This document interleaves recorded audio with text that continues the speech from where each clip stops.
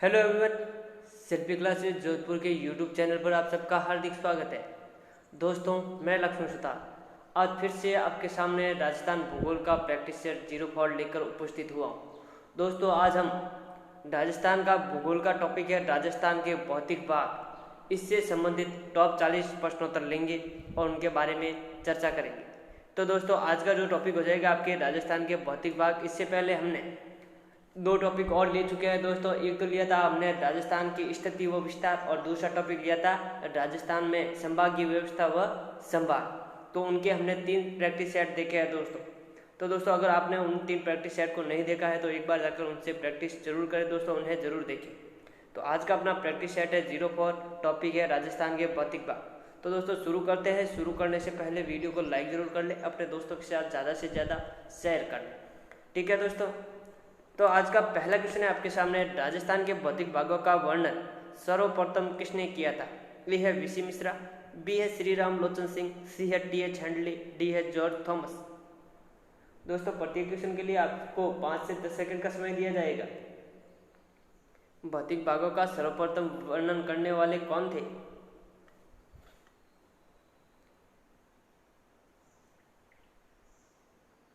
तो दोस्तों, राजस्थान के भौतिक भागों का जो सर्वप्रथम वर्णन किया था वो किया था आपके वीसी मिश्रा ने 1967 के अंदर। तो इसका राइट आंसर ये हो जाएगा, वीसी मिश्रा ने। और श्री राम लोचन सिंह है, इन्होंने राजस्थान के भौतिक भागों को 5 भागों में विभाजित किया था, जो कि आज हम पढ़ते हैं, जो कि आपके इसका मान्य है। किनका? श्री राम लोचन सिंह का। टी.एच. हैंडले ने आपके राजस्थान की आकृति को विषम कोणीय चतुर्भुज कहा है। किसने कहा था सर्वप्रथम? टी.एच. हैंडले ने। जॉर्ज थॉमस ने राजस्थान को सर्वप्रथम राजपूताना नाम दिया था 1805 ईस्वी में, ठीक है। राजपूताना नाम राजस्थान को किसने दिया था सर्वप्रथम? जॉर्ज थॉमस ने। अगला क्वेश्चन है, राजस्थान के भौतिक भागों को कितने भागों में बांटा गया है? ए 2, बी 3, सी 4, डी 5। यहाँ दोस्तों किसी जो आपके इतिहासकार के अनुसार या किसी वैज्ञानिक के अनुसार नहीं पूछा है, साधारणतया पूछा है, ठीक है। तो साधारणतः राजस्थान के भौतिक भागों को कितने भागों में बांटा गया है? तो दोस्तों, इसका राइट आंसर होगा 4, कि राजस्थान के भौतिक भागों को साधारणतः 4 भागों में बांटा गया है। तो दोस्तों, आपको यह आ रहा होगा सर अभी तो हमने 5 बोला था, तो 5 भागों में बांटा गया है, लेकिन नहीं, 4 भाग ये मुख्यतया। कौन कौन से है? सबसे पहला आपके उत्तरी पश्चिमी मरुस्थलीय प्रदेश। कौन सा? उत्तरी पश्चिमी मरुस्थलीय प्रदेश। दूसरा आ जाता है आपके मध्यवर्ती अरावली पर्वत श्रृंखला, ठीक है। तीसरा आ जाता है आपके पूर्वी मैदानी भाग। और चौथा है आपके हाड़ौती का पठार कह सकते हो या दक्षिण पूर्वी पठारी क्षेत्र कह सकते हो, ठीक है। तो ये 4 भाग है मुख्यतया। अब 5वां भाग कौन सा हो गया? तो आपके जो मरुस्थल है, मरुस्थल को 2 भागों में बांट दिया गया है दोस्तों, एक तो शुष्क, एक अर्धशुष्क। तो ऐसे करके 5 हो गए, लेकिन मुख्यतः कितने ही है? 4 भाग ही, क्योंकि ये 2 भाग तो मरुस्थल के है ना। अगला क्वेश्चन है, राजस्थान के कितने क्षेत्र पर मरुस्थलीय क्षेत्र का विस्तार है? ए 9%, बी है 64.11%, सी है 23%, डी है 71%।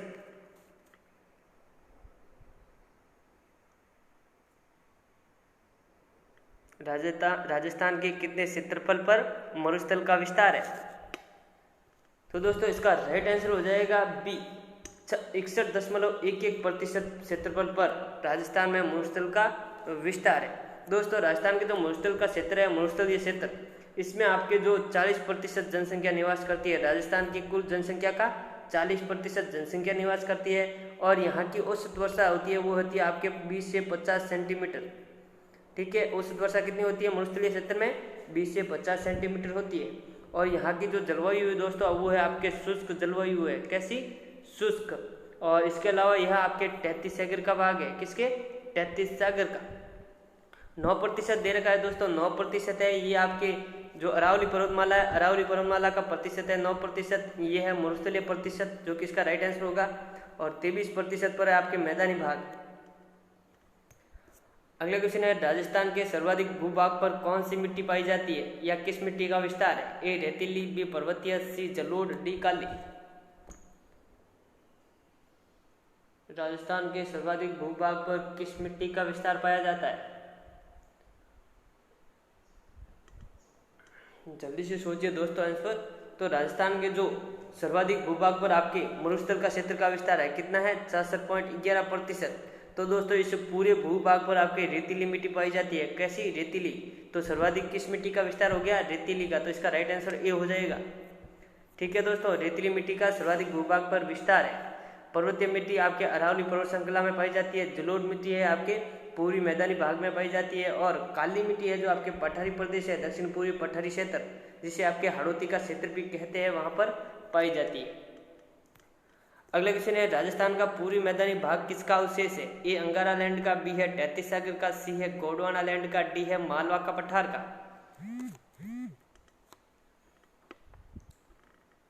राजस्थान का पूर्वी मैदानी भाग किसका अवशेष है?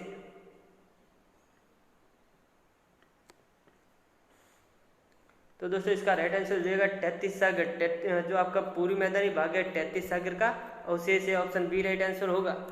तो दोस्तों यहाँ पे मैं आपको थोड़ी ट्रिक बता देता हूँ ताकि आपको सारे जो आपके भाग है वो आपको याद रहे। तो दोस्तों याद रखना GP, ठीक है, GPTM। जी से याद रखना आपके गोंडवाना लैंड, क्या रखना है? गोंडवाना लैंड। पी से याद रखना पठार और पर्वत, पठार और पर्वत। तो पठार और पर्वत है आपके गोंडवाना लैंड के भाग है। जैसे आपके हाड़ौती का पठार, जिसे आपके दक्षिण पूर्वी पठारी क्षेत्र भी कहते हैं, और इसके अलावा अरावली पर्वत, तो ये दोनों आपके गोंडवाना लैंड के भाग है, पठार और पर्वत। टी का मतलब तैतीस सागर, एम का मतलब होता है मरुस्थल और मैदानी भाग, मरुस्थल और मैदानी भाग, ये दोनों आपके तैतीस सागर के भाग है। ठीक है दोस्तों, तो याद रखना। तो पूर्वी मैदानी भाग के किसका अवशेष है? तैतीस सागर का। अगला क्वेश्चन है, कौन सी समवर्षा रेखा मरुस्थल को शेष राजस्थान से अलग करती है? ए है 25 सेंटीमीटर समवर्षा रेखा, बी है 40 सेंटीमीटर समवर्षा रेखा, सी है 50 सेंटीमीटर समवर्षा रेखा, डी है 80 सेंटीमीटर समवर्षा रेखा।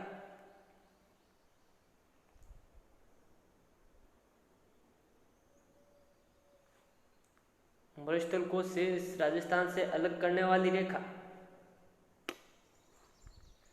तो दोस्तों इसका राइट आंसर हो जाएगा 50 सेंटीमीटर समवर्षा रेखा है, मरुस्थल को शेष राजस्थान से अलग करती है। ठीक है दोस्तों, ये आपकी कुछ इस तरीके से अरावली पर्वतमाला है दोस्तों।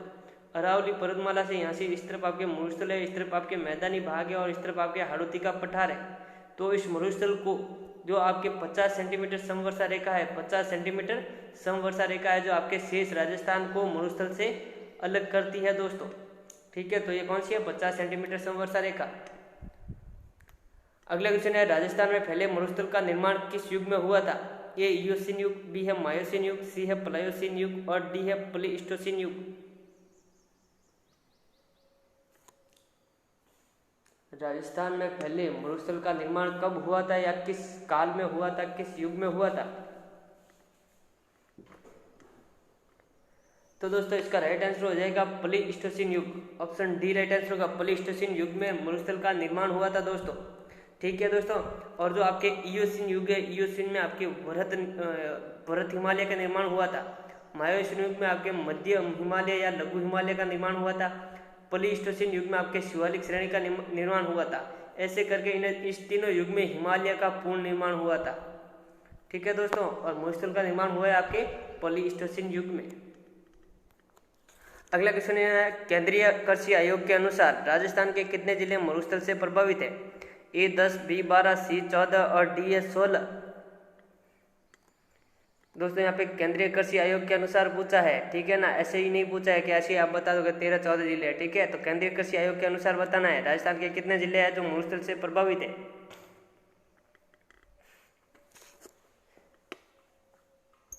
तो दोस्तों इसका राइट आंसर 12 होगा। केंद्रीय कृषि आयोग के अनुसार 12 जिले हैं राजस्थान के जो मरुस्थल से प्रभावित है। और जो आपका मरुस्थल आगे बढ़ता है दोस्तों, उसको आपके डेजर्ट, मार्च ऑफ डेजर्ट्स कहा जाता है दोस्तों। ठीक है, आगे रेगिस्तान का आगे बढ़ना क्या कहलाता है? मार्च ऑफ डेजर्ट। तो 12 जिले हैं जो आपके इसके प्रभावित है। 12 जिले कौन कौन से हैं दोस्तों, तो उनके बारे में मैं बता दूं 12 जिले कौन कौन से। देखिए यहाँ पे आपका जैसलमेर है, जैसलमेर के नीचे वापस बाड़मेर है, ऊपर बीकानेर है। ठीक है, ऊपर गंगानगर है, गंगानगर के पास में हनुमानगढ़ आ जाता है। ठीक है, इसके बाद यहाँ पे आपका शेखावटी क्षेत्र आ जाता है, जिनमें चूरू, सीकर और झुंझुनू 3 जिले इसमें आ जाते हैं। और दोस्तों इसके अलावा आपके जोधपुर आ जाता है, नागौर आ जाता है। इसके बाद जालोर और पाली का जो पश्चिमी हिस्सा है वो झील जाता है। ठीक है, ऐसे करके टोटल 12 जिले हैं जो आपके मरुस्थल से प्रभावित है। अगला क्वेश्चन है, मरुस्थल को 2 भागों में बांटने वाली समवर्षा रेखा कौन सी है? ए 20 सेंटीमीटर समवर्षा रेखा, बी है 25 सेंटीमीटर समवर्षा रेखा, सी है 35 सेंटीमीटर समवर्षा रेखा और डी है 40 सेंटीमीटर समवर्षा रेखा। मरुस्थल को 2 भागों में बांटने वाली रेखा, एक तो बांटती है आपके शुष्क मरुस्थल और एक होता है अर्ध शुष्क मरुस्थल। अभी मैंने बताया था शुष्क और अर्ध शुष्क। तो दोस्तों इनको जो अलग करने वाली रेखा है कौन सी है? तो इसका राइट आंसर हो जाएगा आपके बी 25 सेंटीमीटर समवर्षा रेखा है जो आपके मरुस्थल को 2 भागों में बांटती है। ये है आपके 25 सेंटीमीटर समवर्षा रेखा जो अर्ध शुष्क और शुष्क में बांटती है दोस्तों। ठीक है, अब बता दो दोस्तों, अर्ध शुष्क है। ठीक है, शुष्क है, शुष्क में आपके जो वर्षा का प्रतिशत है वो है आपके 0 से 20 सेंटीमीटर वर्षा होती है। ठीक है, और शुष्क मरुस्थल को आपके जो स्थानीय भाषा में थली कहा जाता है। शुष्क मरुस्थल में आपके जिले आते हैं जैसलमेर, बाड़मेर। ठीक है, इसके अलावा बीकानेर और जोधपुर का थोड़ा सा पश्चिमी भाग आता है। अर्ध शुष्क को आपके बांगर प्रदेश, राजस्थान का बांगर कहा जाता है। ठीक है, अर्ध शुष्क जो क्षेत्र होता है उसको आपके राजस्थान का बांगर कहा जाता है। यहाँ पर वर्षा होती है 20 से 50 सेंटीमीटर और ये आपका इसमें आपके शेष मरुस्थल है वो आ जाता है अर्ध शुष्क में। ठीक है दोस्तों, तो 25 सेंटीमीटर समवर्षा रेखा है वो मरुस्थल को 2 भागों में बांटती है। अगला क्वेश्चन है, राजस्थान के मरुस्थल में हमादा क्षेत्र का विस्तार कितने प्रतिशत है? ए 41.5%, बी है 58.5%, सी है 61.11% और डी है 60%। सबसे पहले दोस्तों यहाँ हमादा क्षेत्र होता क्या है वो आपको मालूम होना चाहिए। तो दोस्तों मरुस्थल के मध्य जो पथरीला क्षेत्र पाया जाता है या जिसे आपके बालू का स्तूप मुक्त क्षेत्र कहा जाता है वो है आपका हमादा क्षेत्र। पथरीला क्षेत्र कह सकते हैं, बालू का स्तूप युक्त नहीं मुक्त। ठीक है, बालू का स्तूप मुक्त क्षेत्र वो आपका हमादा क्षेत्र कहलाता है। ठीक है, हमादा क्षेत्र है आपके जहाँ पर जैसलमेर और बाड़मेर, ठीक है, और जोधपुर तीनों आपस में मिलते हैं, सीमाएं जिनकी तीनों मिलती है वहाँ पे आपके हमादा क्षेत्र का विस्तार है। हमादा क्षेत्र का विस्तार कितना है? तो वो है दोस्तों 41.5%। ऑप्शन ए राइट आंसर होगा। पथरीला क्षेत्र कितना है मरुस्थल में? 41.5% है। ठीक है, किसका? मरुस्थल का है ये। याद रखना दोस्तों, टोटल मरुस्थल है आपके 100%, जिसमें से आपका जो हमादा क्षेत्र है वो है 41.5% और शेष बचा है आपके 58.5%। इसमें आपके दोहरे पाए जाते हैं, जबकि इसमें आपके पथरीला क्षेत्र है। ये मरुस्थल का टोटल 100% है। ठीक है, तो यहाँ पूछा है राजस्थान के मरुस्थल में, तो मरुस्थल का ही बताना है आपको। ठीक है, राजस्थान का नहीं बताना है। मरुस्थल का है जो आपके 41.5% हमादा क्षेत्र है, 58.5% पर आपके दोहरे पाए जाते हैं। अगला क्वेश्चन है, कौन से बालू का स्तूप पवन की गति के समानांतर होते हैं? ए अनुदैर्ध्याकार, बी बरखान, सी है अनुप्रस्थाकार और डी है पैराबोलिक। पवन की गति के समानांतर बालू का स्तूप कौन से हैं? तो दोस्तों वो है आपके अनुदैर्ध्याकार। ऑप्शन ए राइट आंसर होगा। ये आपके कुछ इस तरीके से होते हैं दोस्तों, दोहरे बने हुए होते हैं बड़े बड़े। ठीक है, ये इस तरीके से दोहरे बने हुए हैं। तो दोस्तों इनमें वो जो हवा बहती है वो उनके समानांतर होती है, हवा इनके बीच में बहती है ऐसे। ठीक है दोस्तों, तो इनको कहते हैं आपके अनुदैर्ध्याकार। और ये आपके देखो लंबी रेखा के अंतर्गत है, इसलिए इसको रेखीय और लहरदार बालू का स्तूप भी कहा जाता है। और ये सर्वाधिक आपको देखने को मिलेंगे जैसलमेर जिले में। अगला क्वेश्चन है, कौन से बालू का स्तूप सर्वाधिक अस्थायी तथा हानिकारक होते हैं? ए अनुदैर्ध्याकार, बी है अर्धचंद्राकार, सी है अनुप्रस्थाकार, डी है परवलयाकार। सर्वाधिक अस्थायी तथा हानिकारक बालू का स्तूप, तो दोस्तों इसका राइट आंसर होगा अर्धचंद्राकार। अर्धचंद्राकार बालू का स्तूप होते हैं, इस तरीके से होते हैं दोस्तों। ठीक है, ये इस तरीके से होते हैं अर्धचंद्राकार बालू का स्तूप। और दोस्तों ये आपके हानिकारक होते हैं और अस्थायी होते हैं। इन्हें आपके बरखान भी कहा जाता है। क्या कहा जाता है? बरखान और दरियन भी इन्हें कहा जाता है, अर्धचंद्राकार कहा जाता है। दोस्तों ये हानिकारक इसलिए होते हैं, जब भी ये हवाएं चलती है तो ये अपना स्थान बदलते रहते हैं। यहाँ से थोड़ी देर बाद यहाँ पे आ जाएंगे, थोड़ी देर बाद यहाँ पे आ जाएंगे। तो यहाँ पर कोई इंसान रह नहीं सकता। अगर रह लिया जाए, अगर मान लिया जाए, एक बात बात के अनुसार बता रहा हूँ दोस्तों। यहाँ पर अगर कोई रहता है तो ये अपना स्थान बदलेंगे, तो स्थान बदलेंगे तो ये यहाँ पर अपनी मिट्टी यहाँ पर लेके आ जाएंगे, तो यहाँ पर रहने वाले जो झोपड़े हैं वो इसके नीचे दब जाएंगे, इसलिए ये हानिकारक है। और यहाँ पर इस प्रकार के जो आपके भालू का स्तूप है, यहाँ पर जनसंख्या बहुत कम निवास करती है। तो इसका राइट आंसर हो जाएगा बी। अर्धचंद्राकार है जो अस्थायी तथा हानिकारक होते हैं, इन्हें बरखान भी कहा जाता है। अगला क्वेश्चन है, तारानुमा भालू का स्तूप सर्वाधिक किस जिले में देखने को मिलते हैं? ए बाड़मेर, बी चूरू, सी बीकानेर, डी जैसलमेर। तारानुमा कैसे होते हैं दोस्तों? तो ये इस तरीके से होते हैं, बड़े बड़े।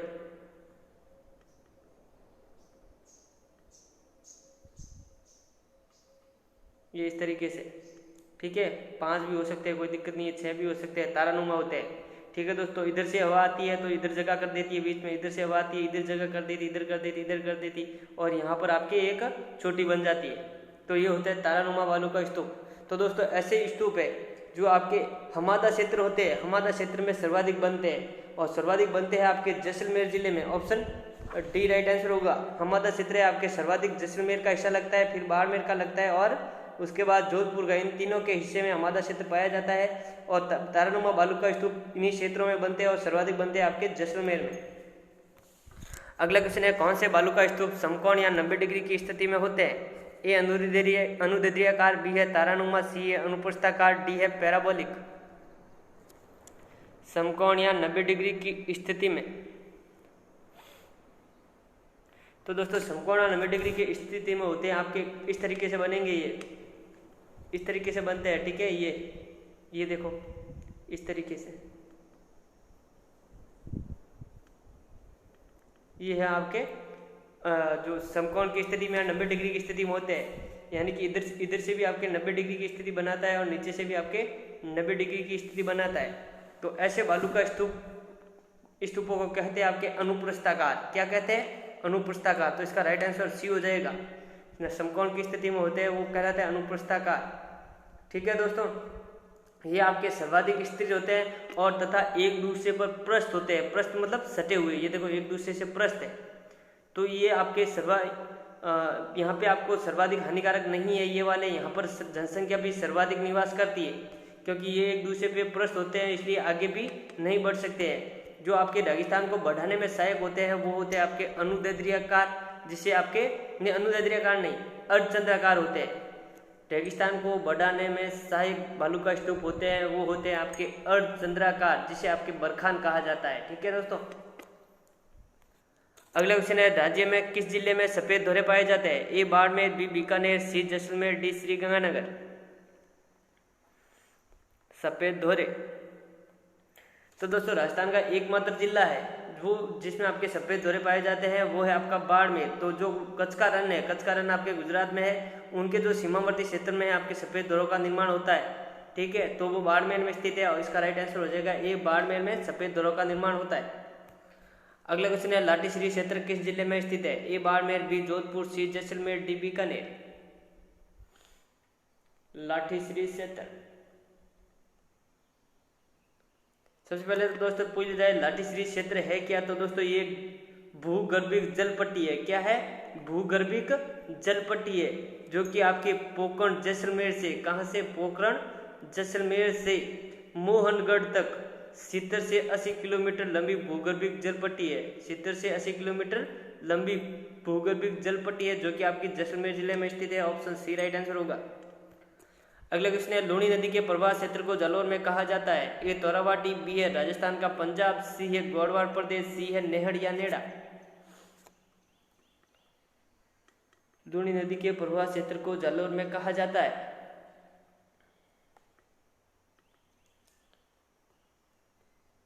तो दोस्तों इसका राइट आंसर हो जाएगा नेहड़ या नेड़ा।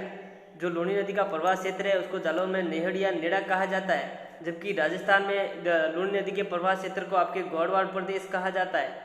राजस्थान का पंजाब है आपके सांचौर जालौर को कहा जाता है, और तोरावाटी दोस्तों कांदली नदी के प्रवाह क्षेत्र को कहा जाता है, ठीक है। कांदली नदी जो कि खंडेला की पहाड़ी शिखर से निकलती है, तो कांदली नदी का जो प्रवाह क्षेत्र है वो कहलाता है आपके तोरावाटी क्षेत्र। अगला क्वेश्चन है, राजस्थान के किन जिलों में हम्पी बेल्ट पाई जाती है? ए बीकानेर नागौर, बी है बाड़मेर जैसलमेर, सी है नागौर अजमेर, डी है जयपुर अलवर।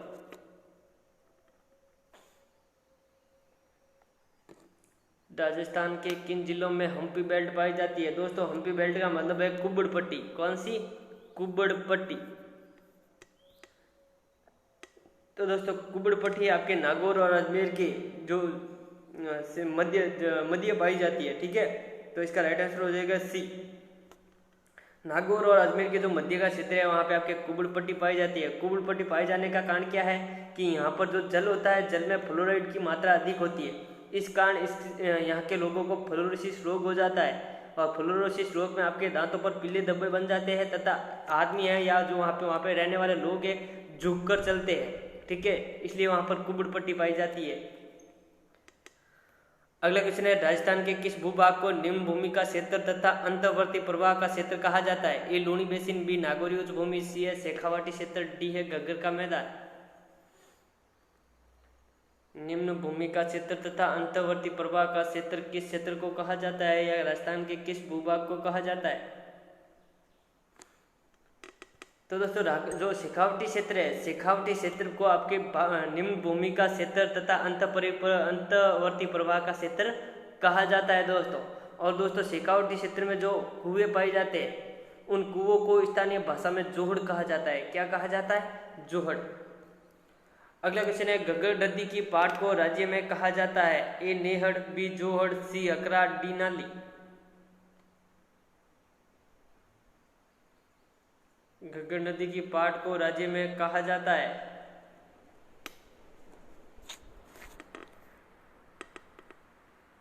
तो घग्गर नदी की पाट को राज्य में तो नाली कहा जाता है, राज्य में क्या कहा जाता है? नाली। लेकिन पाकिस्तान में जो घग्गर नदी की पाट है, घग्गर नदी जो बहने का रास्ता है उसे कहते हैं अकरा। क्या कहते हैं? अकरा। पाकिस्तान में अकरा कहते हैं, राजस्थान में नाली कहते हैं। जोहड़ है आपके शेखावटी क्षेत्र में, कुओं को स्थानीय भाषा में जोहड़ कहते हैं। नेहड़ है आपके जालौर में, लूणी का जो लूणी नदी का प्रवाह क्षेत्र है जालौर में, उसे आपके नेहड़ कहा जाता है, नेहड़ या नेड़ा। अगला क्वेश्चन है, राजस्थान में किस स्थान से विश्व की प्राचीनतम लकड़ी के जीवाश्म मिले हैं? ए बाप बोल्डर कले, बी है आकलवुड फॉसिल पार्क, सी है लाटीश्री क्षेत्र और डी है नागौरी उच्च भूमि।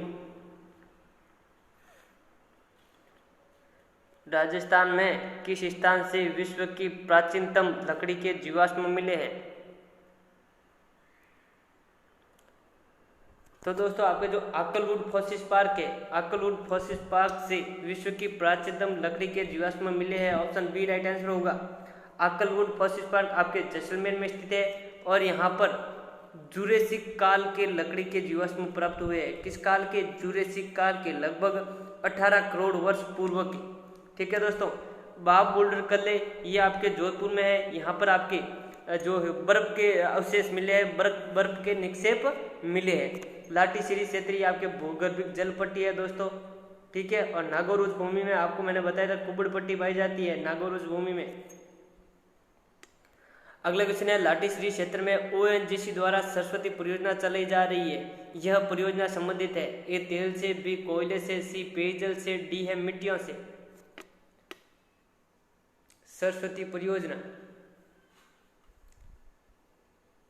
लाटीश्री क्षेत्र में ओएनजीसी द्वारा चलाई जाने वाली सरस्वती परियोजना किससे संबंधित है? वैसे तो दोस्तों ओएनजीसी एक तेल कंपनी है, लेकिन ये जो सरस्वती परियोजना है ये आपकी एक पेयजल परियोजना है। ऑप्शन सी राइट आंसर होगा। लाटीश्री क्षेत्र में जो कुएं होते हैं दोस्तों, जो आपके चांदन गांव में कुएं हैं जिसे चांदन नलकूप कहा जाता है, ठीक है। तो चांदन नलकूप को आपके थार का गढ़ा कहा जाता है। लाटीश्री क्षेत्र में आपके सेवन घास भी पाई जाती है दोस्तों। अगला क्वेश्चन है, राजस्थान में सर्वाधिक किस प्रकार के बालू का स्तूप पाए जाते हैं? ए परवलयाकार, बी है बरकान, सी है अनुप्रस्थाकार, डी है तारानुमा। राजस्थान में सर्वाधिक किस प्रकार के बालू का स्तूप पाए जाते हैं? बालू का स्तूप कह सकते हो, दोहरे कह सकते हो, ठीक है। तो किस प्रकार के सर्वाधिक दोहरे राजस्थान में पाए जाते हैं? तो इसका राइट आंसर हो जाएगा ए परवलयाकार, या इसे परवलयाकार को ही आपके पैराबोलिक कहा जाता है दोस्तों। तो परवलयाकार बालू का स्तूप है राजस्थान में सर्वाधिक पाए जाते हैं, और ये सर्वाधिक आपके शेखावटी क्षेत्र में बनते हैं। कहाँ पे? शेखावटी क्षेत्र में। परवलयाकार को आपके पैराबोलिक बालू का स्तूप भी कहते हैं दोस्तों। ये बालू का स्तूप आपके हेयर पिन या बैंड के आकार के होते हैं, इस तरीके से होते हैं, ठीक है। हेयर पिन या बैंड के आकार के, और इनका निर्माण आपके भूगोलियों के द्वारा होता है, भूगोलीय या स्थानीय चक्रवातों के द्वारा। अगला क्वेश्चन है, कौन से बालू का स्तूप का निर्माण स्थानीय चक्रवातों या भूगोलीय के कारण होता है? ए पैराबोलिक, बी है तारानुमा, सी है अनुदैर्ध्याकार और डी है अनुप्रस्थाकार। जस्ट पहले क्वेश्चन में ही मैंने बताया दोस्तों, जो आपके पैराबोलिक या परवलयाकार बालू का स्तूप है, ऑप्शन ए राइट आंसर होगा। पैराबोलिक या परवलयाकार बालू का स्तूप है, इनका निर्माण आपके स्थानीय चक्रवातों या भूगोलीय के कारण होता है और इनका आकार है हेयरपिन और बैंड के आकार का होता है। ये भूगोलीय उड़ते हैं यहाँ से यहाँ पे आते हुए यहाँ पर अपनी मिट्टी यहाँ लाकर छोड़ देते हैं, तो इस तरीके से ये परवलयाकार या पैराबोलिक बालू का स्तूप का निर्माण होता है और ये आपके हेयरपिन के आकार के होते हैं। अगला क्वेश्चन है, कौन सी संवर्षा रेखा राजस्थान को दो बराबर भागों में विभाजित करती है? ए 50 सेंटीमीटर संवर्षा रेखा, बी है 25 सेंटीमीटर संवर्षा रेखा, सी है 45 सेंटीमीटर संवर्षा रेखा, डी है 40 सेंटीमीटर संवर्षा रेखा। राजस्थान को दो बराबर भागों में बांटने वाली संवर्षा रेखा। तो दोस्तों पहले मैंने बताया था आपके मरुस्थल को दो भागों में बांटने वाली रेखा तो थी आपके 25 सेंटीमीटर संवर्षा रेखा, और मरुस्थल को शेष राजस्थान से अलग करने वाली जो रेखा थी, संवर्षा रेखा थी, वो थी आपकी 50 सेंटीमीटर संवर्षा रेखा। और जो राजस्थान को दो बराबर भागों में बांटती है, ठीक है, ये राजस्थान है आपका, राजस्थान को जो दो बराबर भागों में बांटती है वो है आपके 40 सेंटीमीटर संवर्षा रेखा, ठीक है। मरुस्थल को शेष राजस्थान से अलग करती थी वो थी आपके 50 सेंटीमीटर संवर्षा रेखा, ठीक है। लेकिन राजस्थान को दो बराबर भागों में बांटने वाली रेखा है वो है आपके 40 सेंटीमीटर संवर्षा रेखा। अगला क्वेश्चन है, पथरीले क्षेत्र में बनने वाली पलया झीलों को स्थानीय भाषा में क्या कहा जाता है? ए हमादा, बी जोहड़, सी नेहड़ और डी है रनिया टाट।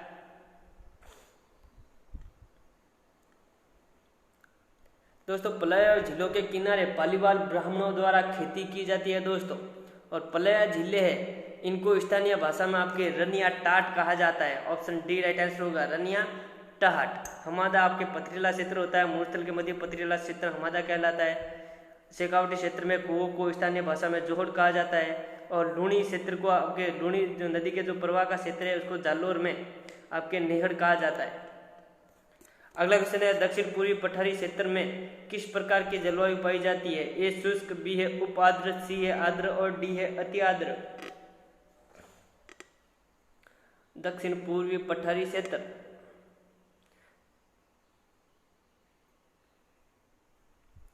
दोस्तों दक्षिणी पूर्वी पठारी क्षेत्र है, ये आपके गोंडवाना लैंड के भाग है। अभी मैंने बताया था पठारी और पर्वत ये दोनों गोंडवाना लैंड के भाग है, और यहाँ पर जो पाई जाने वाली मिट्टी है दोस्तों वो है अति आर्द्र, अति आर्द्र। ऑप्शन डी राइट आंसर होगा।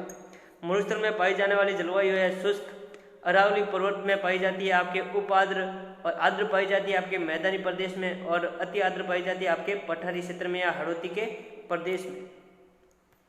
अगला क्वेश्चन है, राजस्थान के भूभाग पर अरावली पर्वत श्रृंखला का कितना विस्तार है? ए 23%, बी है 7%, सी है 61.11% और डी है 9%।